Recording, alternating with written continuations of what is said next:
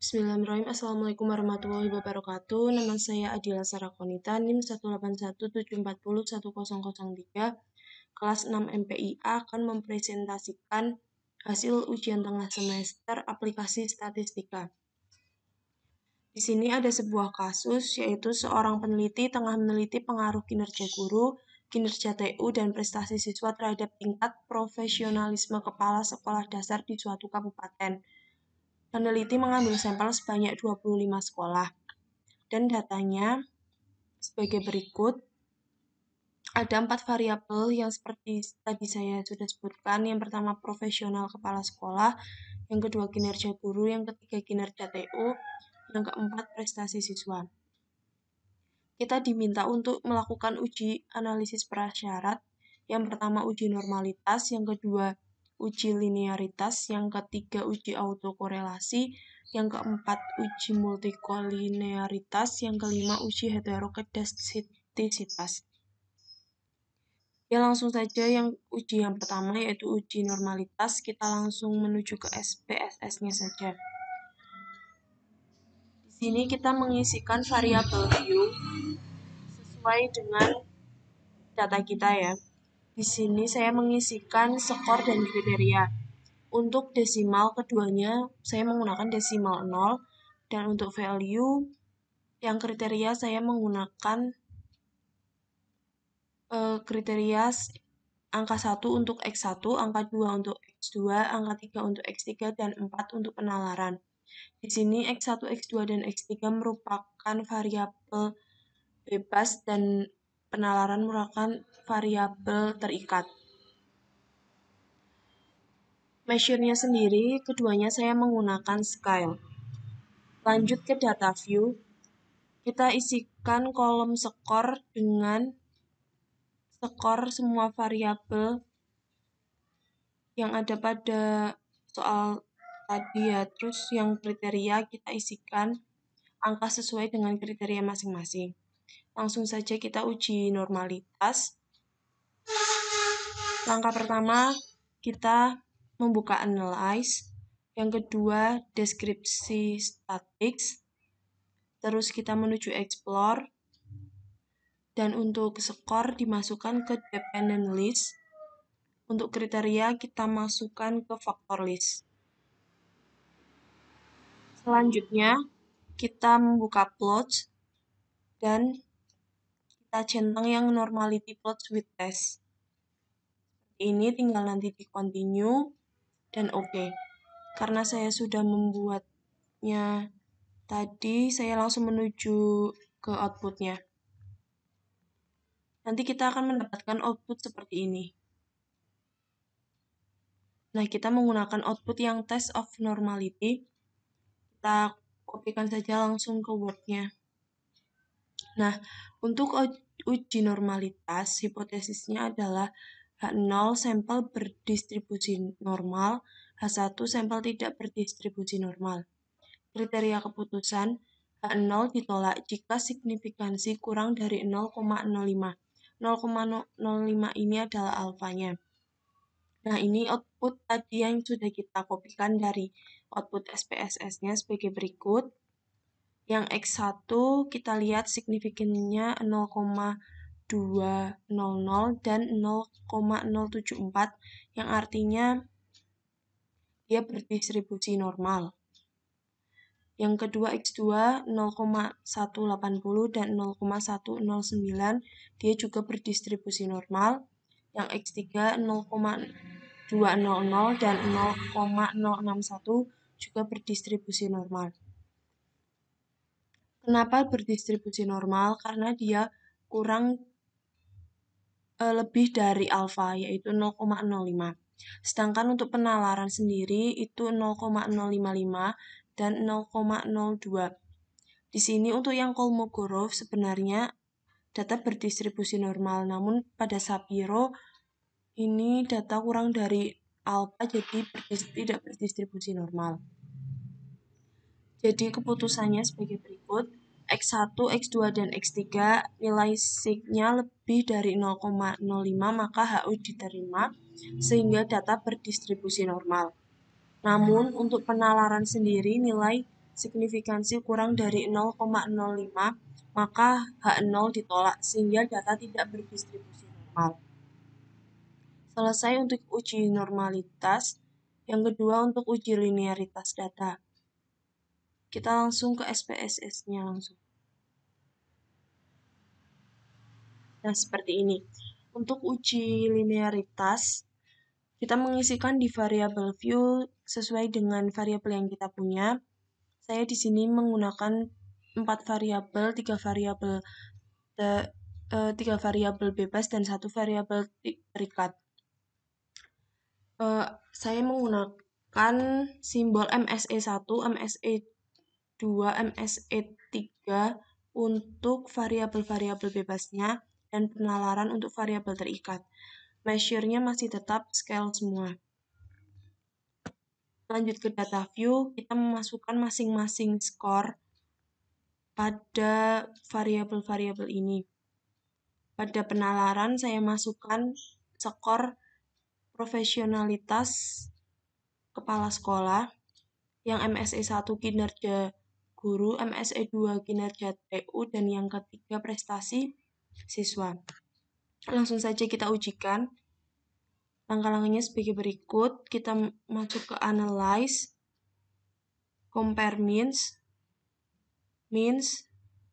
Nah, penalaran kita masukkan ke dependent list, sedangkan MSE1, MSE2, dan MSE3 kita masukkan ke independent list.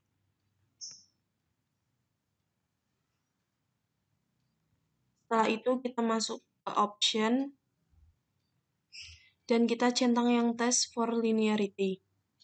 Setelah itu bisa continue dan oke. Seperti itu. Langsung kita lihat outputnya.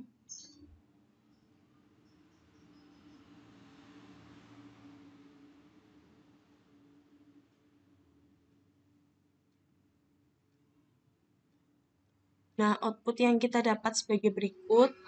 Kita menggunakan output yang ANOVA tabel atau tabel ANOVA ini. Karena saya menggunakan 3 variabel bebas, saya mendapatkan 3 buah tabel ANOVA. Jadi kita gunakan semua. Langsung kita kopikan ke MS Word. Nah, untuk uji linearitas, hipotesisnya adalah H0 ada hubungan yang linear antara variabel bebas dan variabel terikat. Satunya tidak ada hubungan yang linear antara variabel bebas dengan variabel terikat. Kriteria keputusannya, H0 ditolak jika signifikansi kurang dari 0,05. Output SPSS-nya sebagai berikut, seperti yang tadi ada di SPSS. Nah, kita bisa melihat nilai signifikansinya dari deviation for linearity yang sebelah sini. Nah, yang saya beri tanda kuning.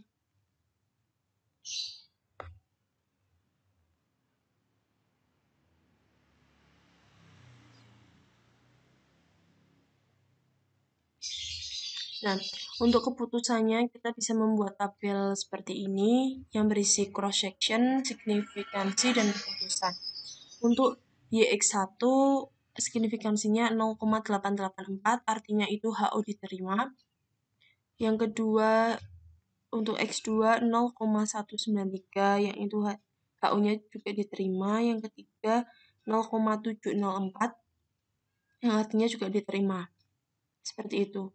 Karena kita menggunakan alpha 0,05, artinya semua nilai signifikansi yang tadi itu melebihi dari nilai alpha.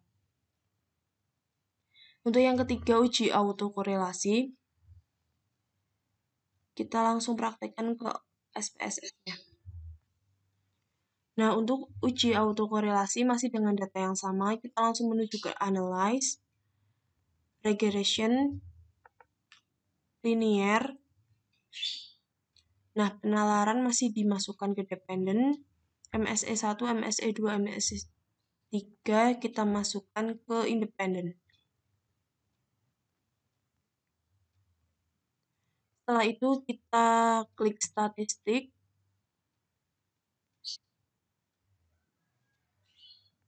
dan kita klik yang Durbin Watson. Nah, kita bisa continue lalu oke. Seperti itu, kita langsung menunggu outputnya.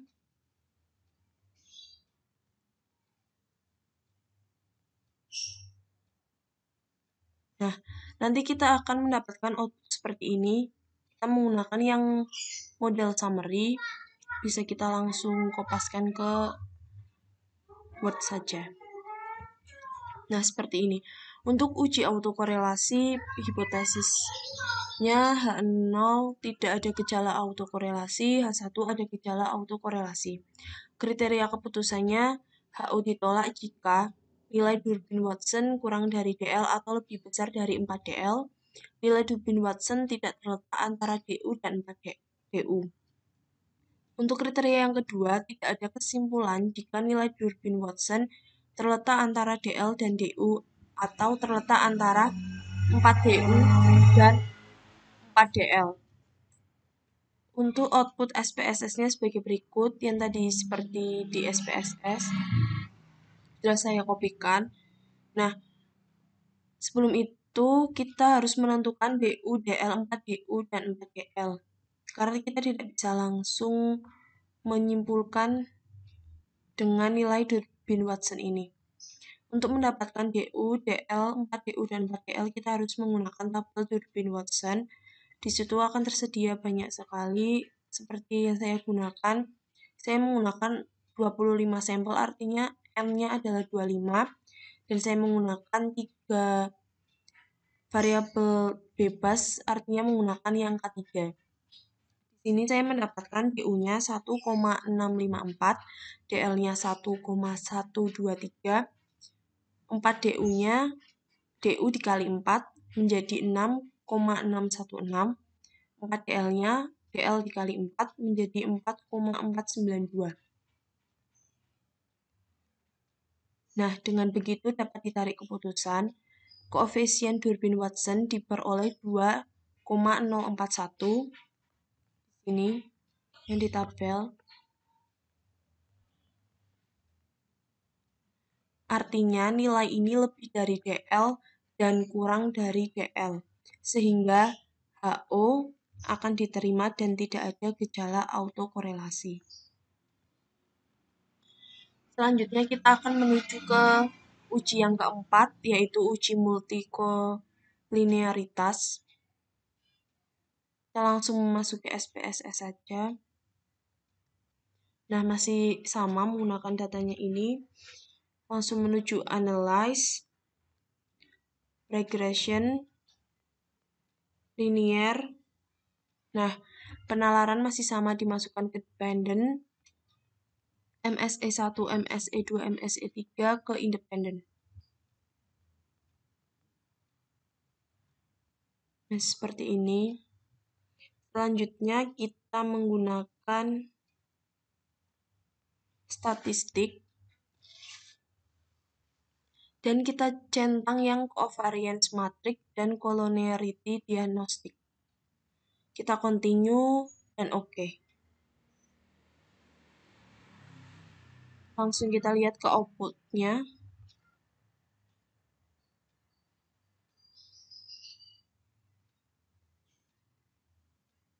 Nah, kita akan mendapatkan output yang seperti ini. Kita memakai output yang coefficients.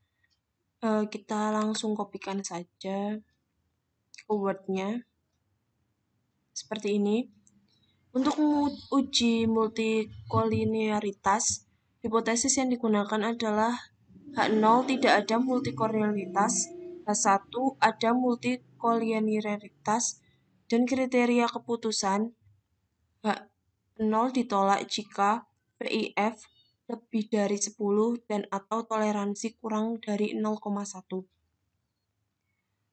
Output SPSS-nya sebagai berikut. Nah, untuk output SPSS kita langsung melihat ke bagian VIF ini.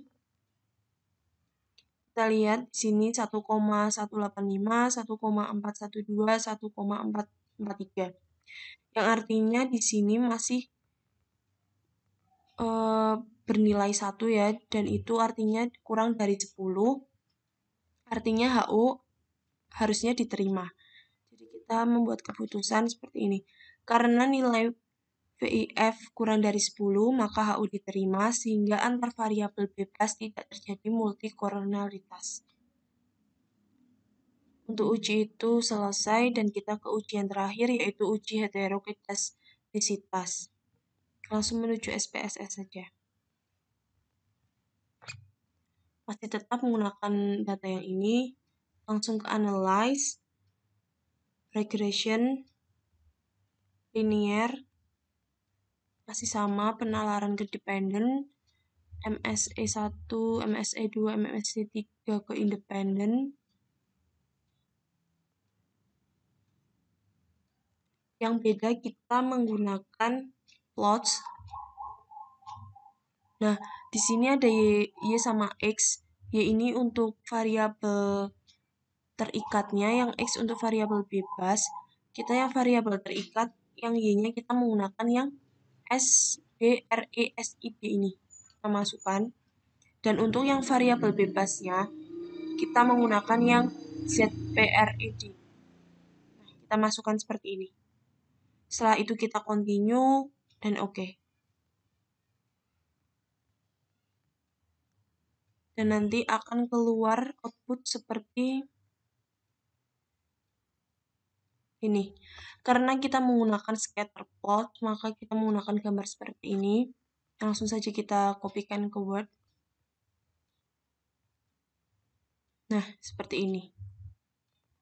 Untuk uji heterokedastisitas ini, hipotesis yang digunakan H0 tidak ada gejala, H1-nya ada gejala.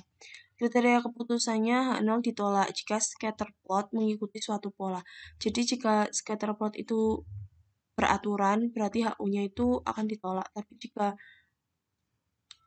scatter plot itu acak, HU akan diterima. Kita lihat tadi outputnya. Nah, di sini kita mempunyai scatter plot yang acak, artinya HU akan diterima. Jadi kita membuat keputusan, karena scatter plot data acak, maka HU diterima, sehingga tidak ada gejala heterokedastisitas. Seperti itu hasil dari ujian tengah semester saya. Terima kasih. Kurang lebihnya mohon maaf. Wassalamualaikum warahmatullahi wabarakatuh.